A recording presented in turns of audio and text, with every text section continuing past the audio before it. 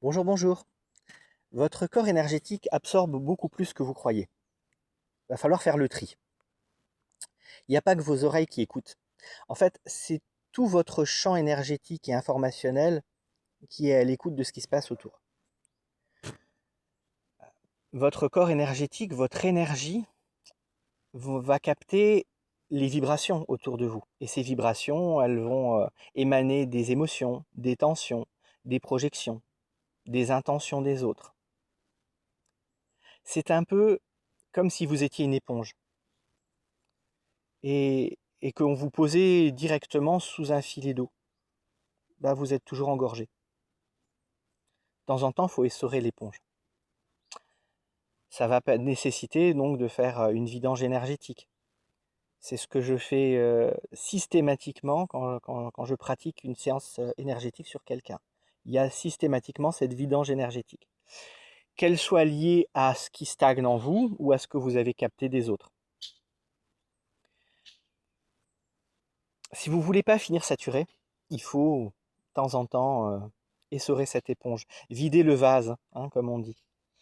Et si c'est pas au niveau énergétique, si c'est un excès émotionnel, eh bien on va faire ça en TPE, en technique de pacification émotionnelle. Et ça marchera tout aussi bien, voire peut-être mieux pour ces aspects-là. Alors, quand vous vous sentez saturé, fatigué, irritable, bah, commencez déjà par évacuer ce que vous pouvez évacuer par vous-même et demander de l'aide si ce n'est pas le cas. Nettoyage, filtre, ancrage, c'est les bases. Si vous vous intéressez un tant soit peu aux énergies, c'est la base. Pas besoin de chercher plus loin. Pas besoin de devenir énergéticien, d'apprendre des techniques compliquées. Ça fait partie des choses que je vous apporte pour votre autonomie, que ce soit dans mes séances ou dans mes cours,